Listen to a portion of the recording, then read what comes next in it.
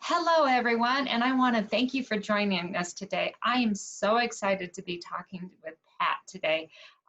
Pat and I met because she inspired me to write my book, Life After Child Loss, and she is also an author. And Pat Sheveland helps those who are grieving the death of a loved one find peace and purpose to achieve long-term healing. We all could use healing, couldn't we? She is a registered nurse, Spring Forest Gong certified trainer, and a certified life coach whose sole purpose is to be a healing guide for those who grieve. As a child born with a grieving family, she brings a unique perspective to family grief and is compassionate and loving support to those who are mourning the death of their loved one. Pat is also a certified funeral celebrant, serving families who choose funerals and celebration of life outside services of a formalized church. She is the Amazon bestseller author of How Do I Survive?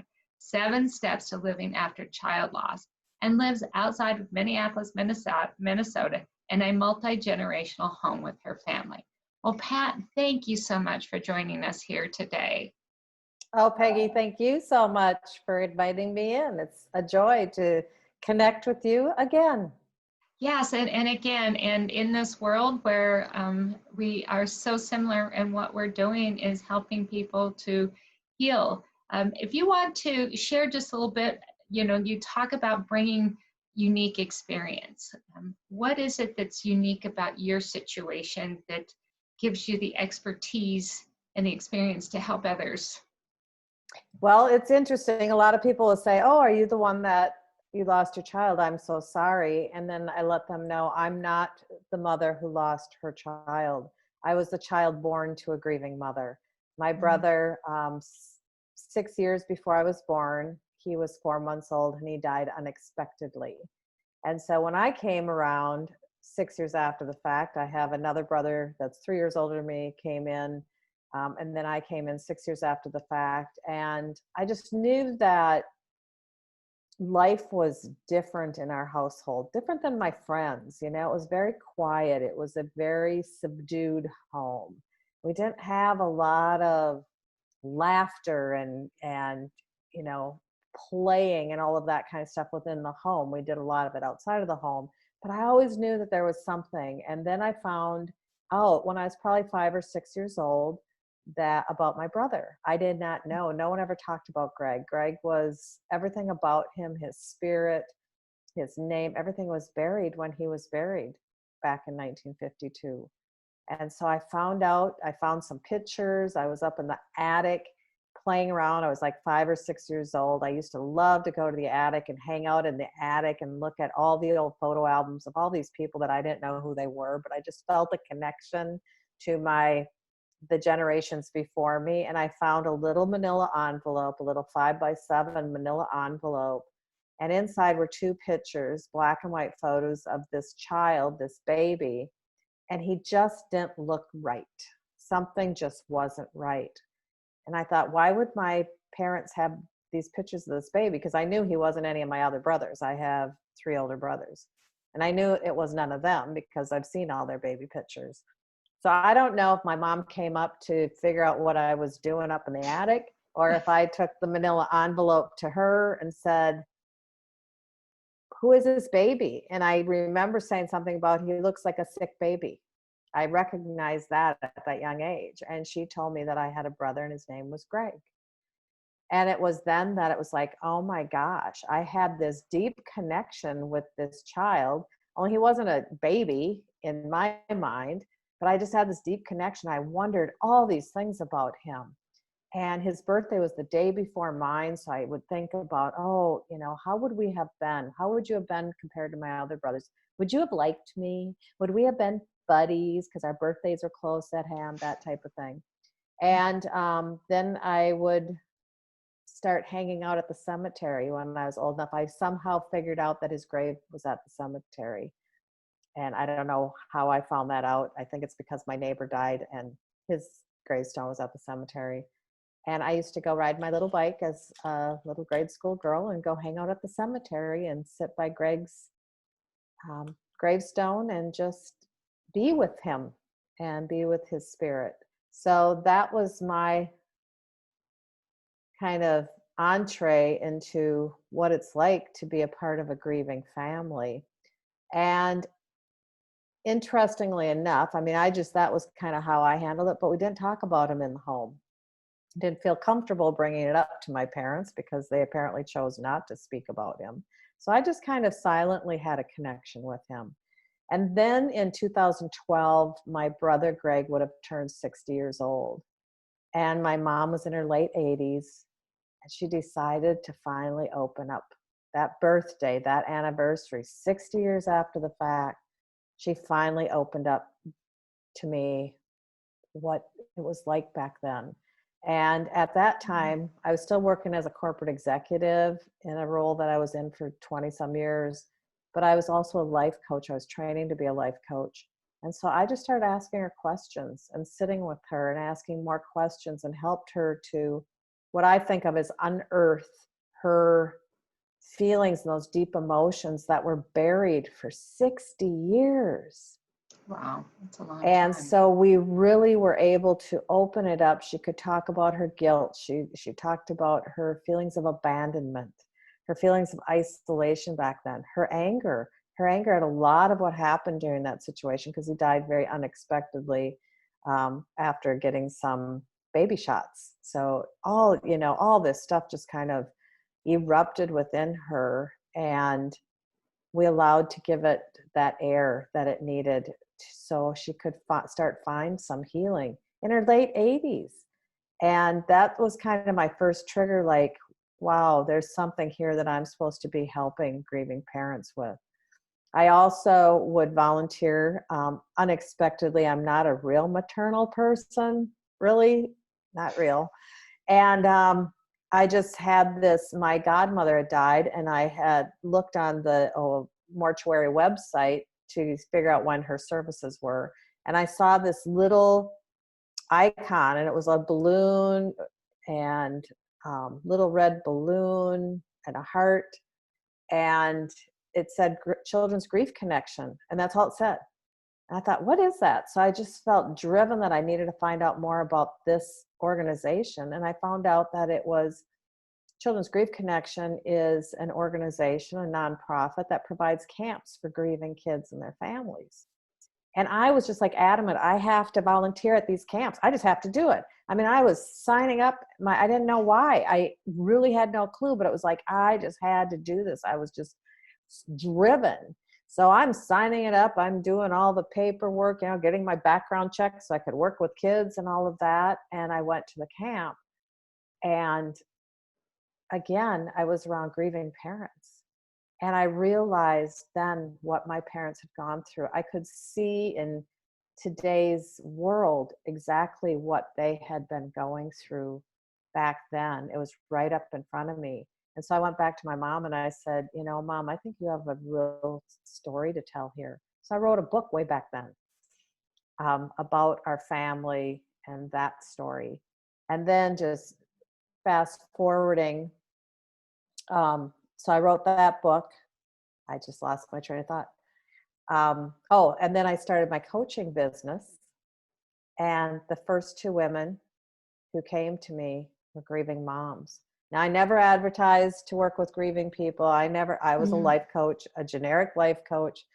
Going through my training, I needed to get the hours, so I hung my shingle out, and the first two people were grieving moms. One was where her son had died 5 years prior, and the other woman, her child had died 30 years prior, and she didn't realize that that's where her current challenges in life were coming from. She thought it was due to the death of her father that had just occurred within the last year of that. But then as we started opening up and through the coaching process of awareness, she shared about her daughter. And we actually worked through how to help her in healing all the way back from 30 years forward. So that's what gives me a unique perspective, is I'm the child. But the other thing is I've worked with so many grieving families now, and especially moms like yourself. And I call all of you my wisdom keepers. I have not experienced it. I will never say, I know what you're going through. I will never, and I hope to God I never have to experience that ever. So I'll never say that because I don't know exactly what you're going through. I know how it is to be a part of a family where grief has engulfed the home. And the people that I've worked with, I was able to see women who could successfully move forward in their life and find happiness, find purpose. They all had commonalities. Whereas other women that I knew who didn't also had commonalities of what I called failed grief. They didn't have the ability to grieve fully, to be able to use that as the healing source. So that's a Wow. long story. That's a long story.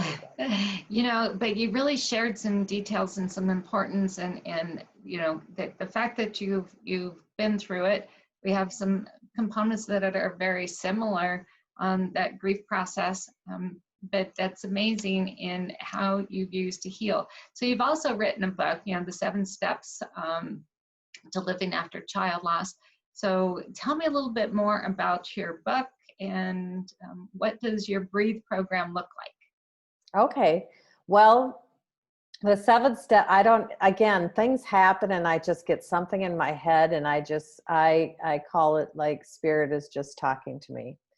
And a little over a year ago in April, I saw this ad to write a book to help coaches to kind of reach their people.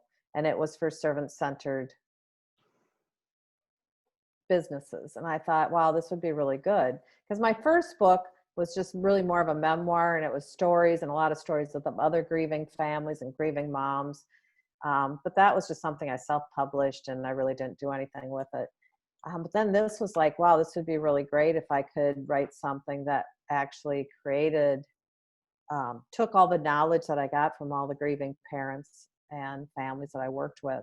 And so that's where the 7 steps came from. Like I said, you all are my wisdom keepers. So I've taken all the information, I've seen what works and what doesn't work, and I've been able to package it. And it just came so easily, like, okay, here, people need to breathe. So it just ended up that the acronym was BREATHE, because when we're grieving, the first thing that happens when we start sobbing is our breath gets caught and we forget to exhale. We forget something that is so natural, because grieving the death of a child is so unnatural. It's not the way that life is supposed to be. And so that BREATHE is an acronym. So it's lots of different steps. The first thing is really being aware of who you are today, because you're not the same person that you were before your child died. Everything True. changes, right? You've experienced twice in your life. You're not the same person. Your values may have changed. You may have tolerance for some things and intolerances for other things that seem inconsequential. So everything in your life changes the day that you become a grieving mom. And so we take a look at that, and then we take a look at where are you at in various areas of your life, whether it's your spiritual, your family relationships, the intimacy that you have or don't have, play. Are you doing any play? We take a look at all these areas in your life, typical coaching type questions, to see where is your grief really impacting your life in a negative way, so that we can start honing in on those to figure out tools and actions to move those up a notch to make it better for my clients. So I do a lot of that's kind of personality inventories, all of that kind of stuff, to see where the strengths are and where challenges may be. And then the next step is reimagining our life. For my clients, it's reimagining their lives, because everything has changed. So what is it they really want? What are they looking for? And for my clients, especially grieving moms, well, and I have a client now, her husband died like maybe 4 months ago. I'm not asking to go figure out what you want things to look like 5 years from now. It's like, how would you like to be in 6 months or a year? What would you like things to look like? How are you feeling? so that we take these baby steps and have a good idea of what that looks like. And then the next step is engaging your tribe. And you and I have talked offline about this. I think this is one of the most critical steps, because a lot of times we depend on our family. But the problem with that is our family is grieving also. When we've had a loss, our family is grieving.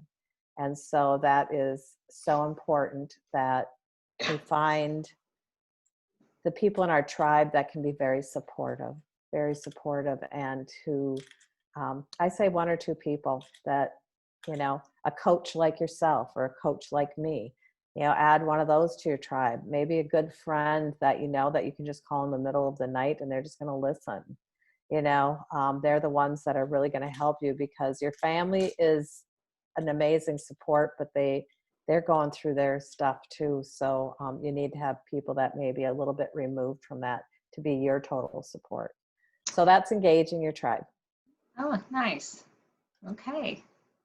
And then we talk about healing. So A is accessing your inner healer. And so what are the things that you can do physically, emotionally, spiritually to really help yourself get in better health, and mental and emotional health, and physical health? Because when you're grieving, that can all go to pot. It can just not focused on myself. I think that sort of health is the one that we have a tendency to neglect. It's like putting our oxygen mask on, because if we're not doing well, we can't make it, if we don't take care of ourselves, then we can't move through our grief. We can't help others through their grief. So really, that's so important to be able to take care of ourselves. Yeah. And, so I help my clients create a tailor-made and individualized health and wellness plan. So it's not cookie cutter. Nothing about my program is cookie cutter, because as you know, grief is not cookie cutter. There is no one way to do it. There is no linear path. It goes up and down and all around. And so that's really what my program is, to help individualize what works for my clients individually. So then let's see, where are we at? Oh, transforming your views is the T in breathe. And that is, when we come to the table of grief, any one of us, whatever the grief may be, we bring all of our past, all of our history, all of our past experiences, all of our past traumas, all of those things, our beliefs, our stories, and we bring that all to that present table of grief. And so I like to work with my clients and see, where are some of those things maybe stopping you from moving forward. So with my mother, I always tell the story about, she felt very abandoned when Greg died. She didn't feel anybody was there for her. Well, after I had her share with me what kind of went on pre and post, there were 4 deaths in that family. My cousin died at the age of not even quite 12 from a ruptured appendix. So he died very unexpectedly on a Saturday, and that was very traumatic. So he was my first cousin, my dad's sister's son. A few weeks after that, on a Saturday, my dad's sister, Bobby's mother, had a ruptured aneurysm in her brain, and she died unexpectedly. So there's 2 in that household, my dad's sister, his nephew. Then my great-grandmother, my dad's grandmother, who lived with Bobby and Eleanor, died on a Saturday, a few weeks after Eleanor died. So here is 3 people who live in the same household who died. And then a few weeks after that, on a Saturday, my brother Greg died. So my grandmother on my dad's side, one of the most beautiful women I've ever met. And I just couldn't figure out, I couldn't grasp, why wouldn't they have been there for my mom, this most devastating time of her life? And then all of a sudden I said to Mom, I said, oh my God, Grandma lost her first grandchild, her daughter, her mother, and another grandchild, all within a matter of a couple of months. I don't think she had it in her whatsoever to be able to provide for anybody. She was in her own, and I believe my dad was the same way. And once I was able to kind of unwrap that for her, and she could take a look at it with a different view, it made sense to her that people didn't abandon her. They just didn't have it in them. And that was Right. very, very helpful for her. So that's what I do, is talk about transforming our view, because sometimes that anger, the guilt, the abandonment, those emotions of grief can get you stuck. And that's not going to help to create this life where you feel like it's really worth getting out of bed for every day. So that's the transforming the view. And then is honoring your child. They never did that with my brother Greg. They never acknowledged him. And now I honor him. And on his birthday, I will go put flowers on his grave. And I've taken my mom's now 96, so she doesn't go to the cemetery with me. She doesn't leave the house. But I've taken her there, and we've walked around to all her loved ones, but we spend time with Greg. And I'll tell you, my whole growing up years, maybe she went and did it on her own and spent time at the graveside, but I never knew about it. My dad, I don't know that he ever went up there. So I take the time to really honor his memory. And I think that's so important, that that people find ways to honor their children, honor their loved one, keep their memories and their spirits alive. Because grief is all about love.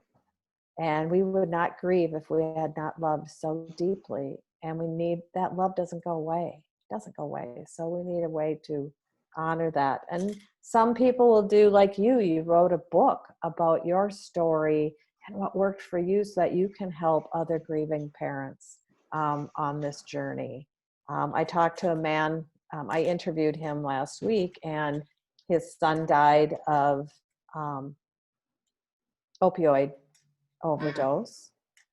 He got addicted to drugs when he had a sports injury when he was in high school.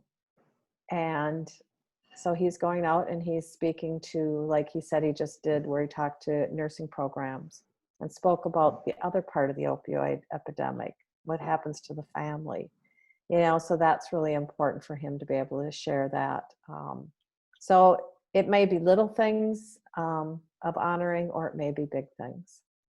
And then the last part of the Breathe program, the last E in Breathe, is embracing your future. And so I work with my clients on figuring out, what is your purpose now? Because one of the most common things I have is, I don't know what my purpose is in life anymore since my child died. So we work through that and figure out what might that be. So that's the Breathe program. Lots of stuff inside of there, but that's it in a nutshell. Yeah, well, that's amazing, Pat. And thank you so much. I really feel like it encompasses a holistic style of healing the whole body, and the relationships, and your physical being, and your healing, your energy. I just feel like it's an overall, you know, embracing program. So with that, and you've been working with others with this program, if you can give me just a quick summary of like your favorite client that you've worked with, and the type of results that you've seen, maybe, like where they started, what they were experiencing, and where they are now, and as they've been working with you in your program. Oh, well, they're all my favorites, so I can't say there's one favorite. I worked with a woman in California, and it was actually her niece who had died, and it was her twin sister's child. And so it was just as if her daughter died, right? There was such a close connection. And her niece had been sick for a while. And she came to me, and she couldn't stop crying. She cried and cried and cried and just said, I just can't stop.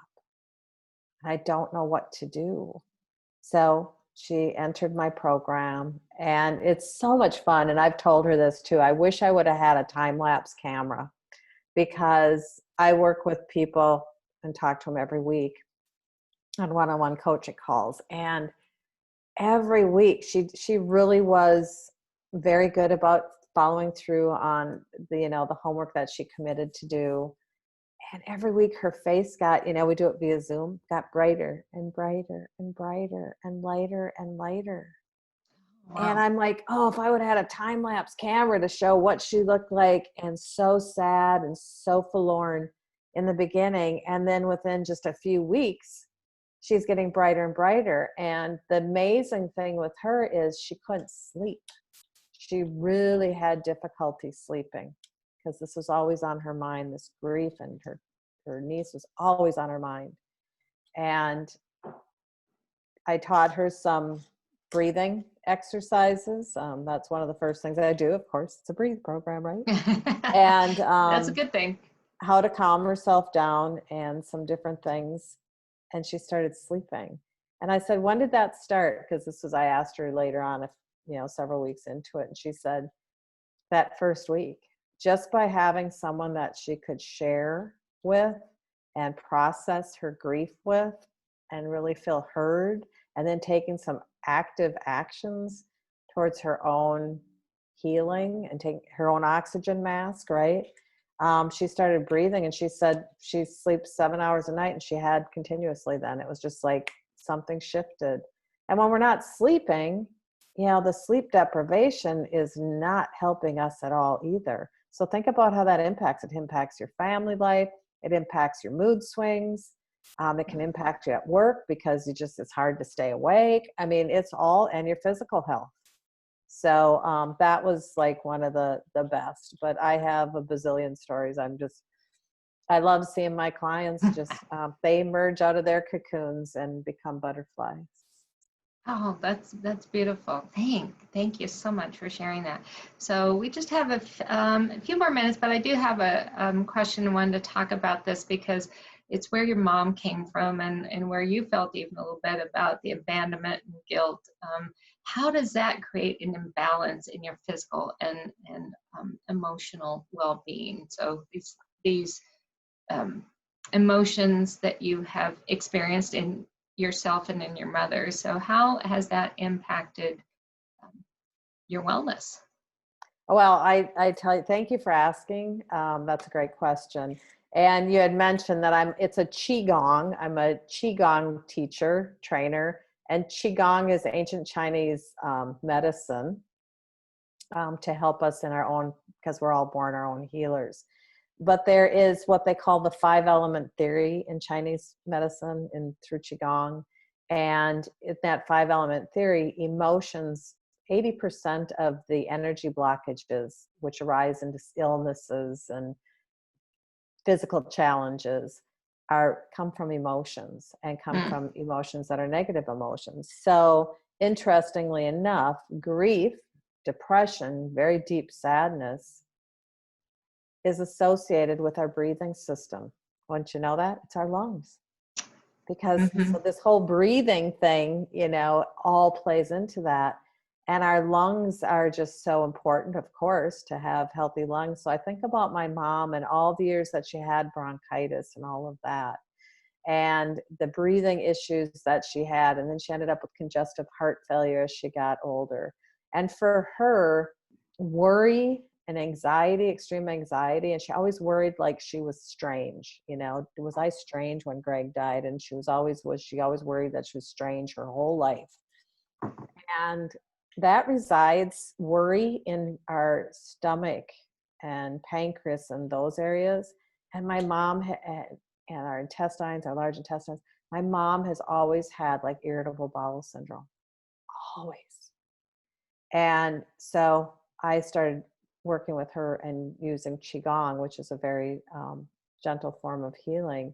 And we were able to, after her whole life of having horrible stuff going on with irritable bowel syndrome, we were able to pretty much eradicate it.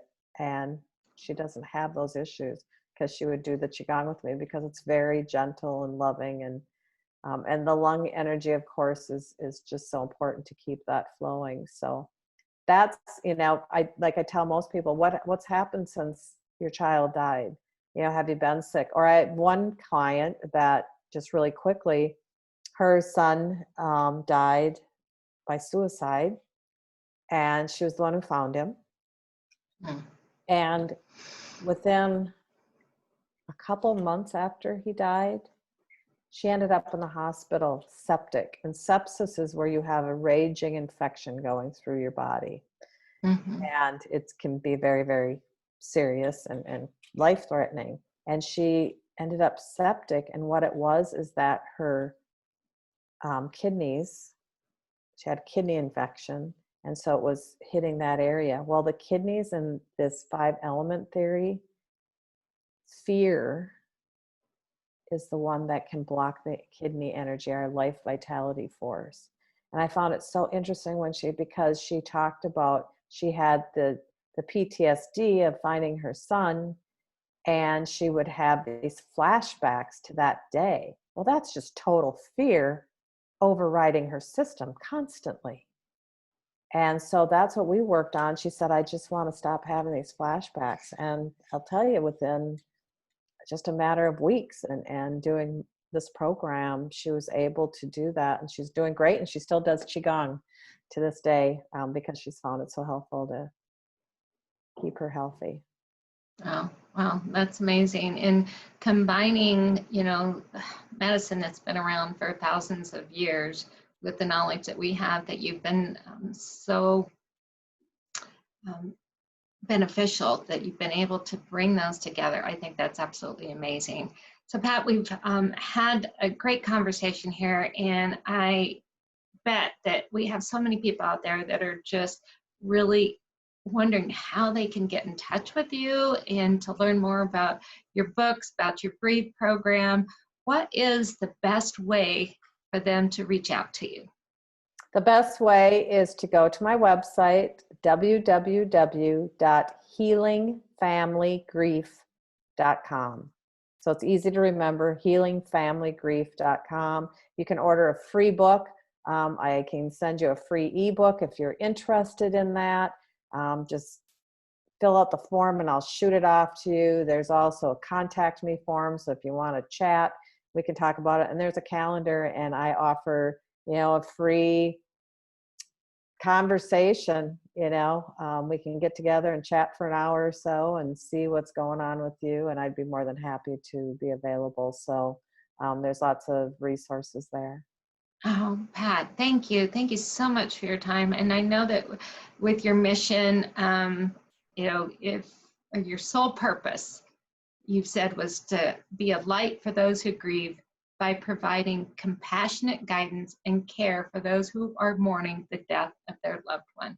And that doesn't mean yesterday they're passing, but as in your mother's case, 60 years, and she was still able to heal.